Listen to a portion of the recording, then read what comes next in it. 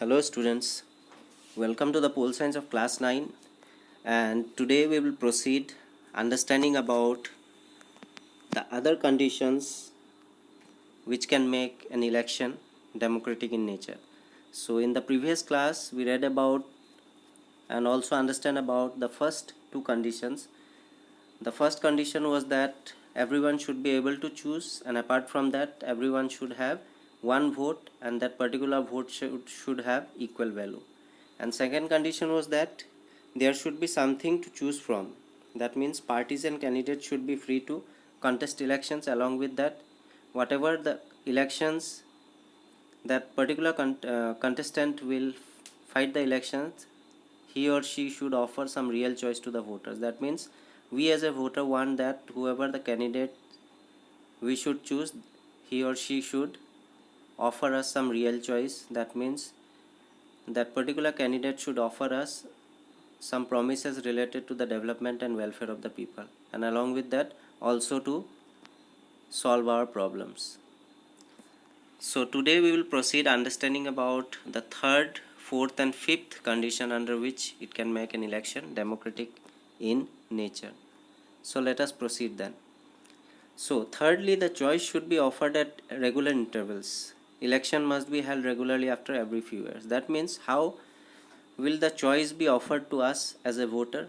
That means whenever a democratic country or a country that follows democracy, that particular country should hold the elections after regular intervals. That means in case of India it is after every 5 years. That's why it is rightly told that the choice, whatever the choice, should be offered at regular intervals. That means if suppose in the year 2016 when the state assembly were held, at that time suppose we have chosen a candidate of our choice, and suppose he or she may not be that much capable of holding that post. So if we as a voter are not satisfied with that particular candidate, so what is the option then?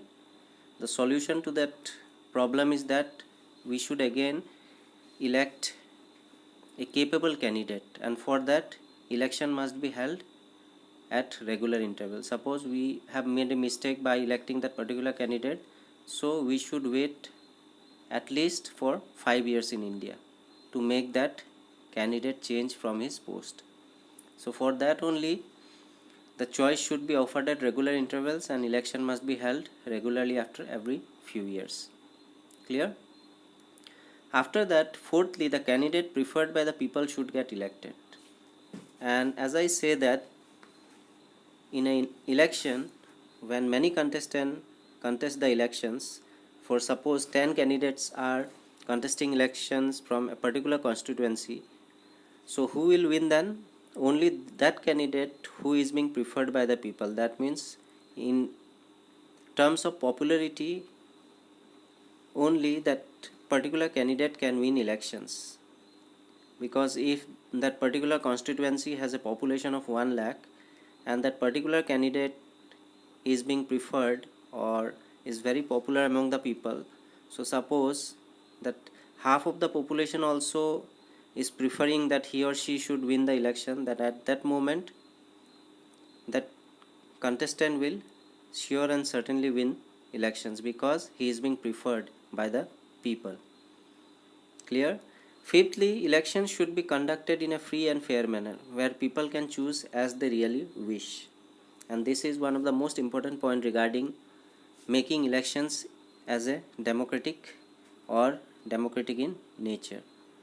And that elections or election can be called as democratic in nature when particular election can be conducted in a very free and fair manner.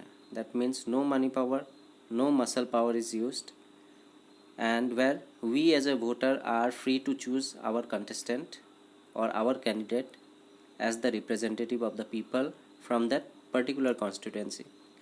So then only we can tell that our country follows elections which is democratic in nature. So first and foremost is that whenever elections are held in any constituency, that elections should be in free and fair manner. No one should force anyone to give vote for the particular candidate, and where people will choose the candidate of his or her choice. No pressure, nothing should be given to that particular people of that area to choose the candidate by force.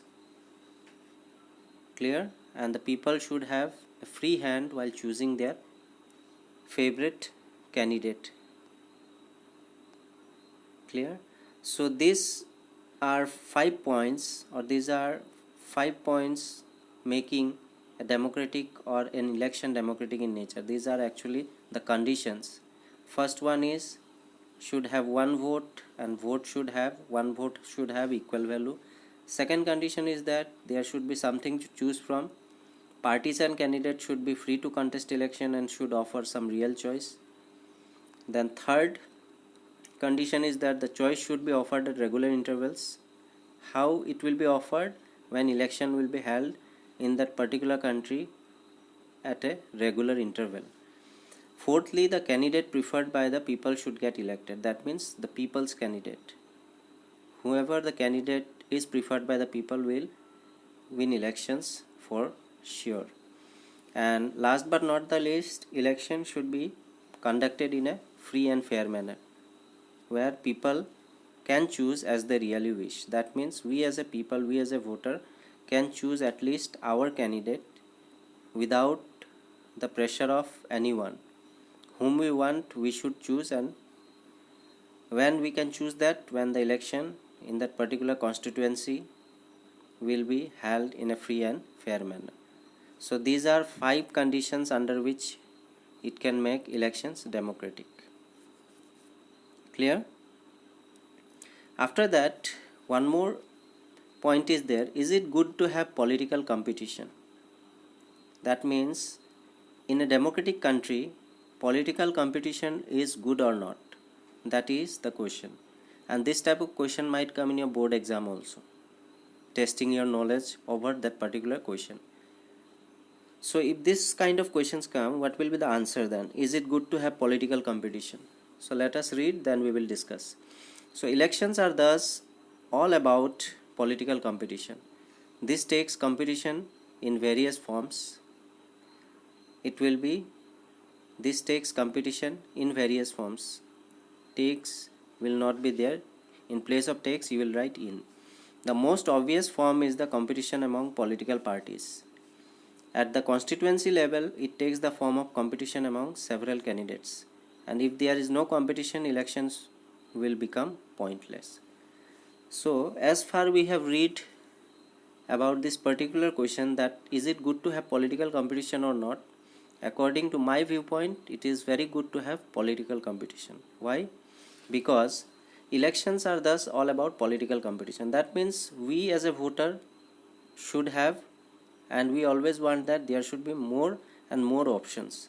And when more and more options will be there, options means there from a particular constituency, if 10 candidates are there fighting for the same post, then it will of course have political competition, because 10 of the candidates will want to win the elections, and in order to win the elections they will offer us some real choice. They will offer us to provide welfare of the society. They will promise us to give development for that particular constituency, and in that way there can be a political competition, and they will be in the race to win the elections. So election, or in election, political competition is very good.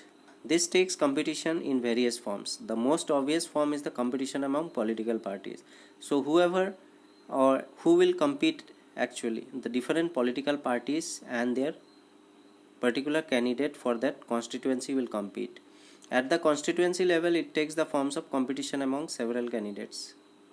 So as we know that if there are 10 candidates fighting for the same post from a particular constituency, there will be of course a competition among those 10 candidates.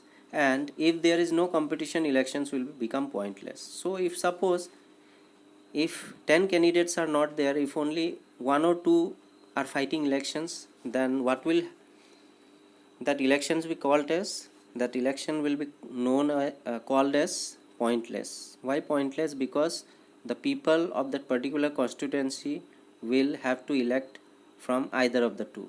That means if you are not happy with the first one, you will elect of course the second one, and if you are not happy with the second contestant, you will choose the first one. So in that matter, the people or the voter will not have any choice, because if there are 10 candidates, people will have the choice to choose from whoever is good. But if only 2 or 3 contestants are there to fight the elections, so at that time that election will not be that much of worth. It will become pointless, because we as a voter will not have that much of choice to choose candidate from that 2 or 3 candidate. So for that reason only, it is rightly said that it is very much good to have political competition among the candidates belonging to different political parties. So with this, I will wind up today's topic related to the chapter electoral politics. And in today's class, we read about the third, fourth and fifth condition under which the elections can be called democratic in nature. And in the second part, we read about, is it good to have political competition or not? So please make a note down of all these important points in your copy. Thank you.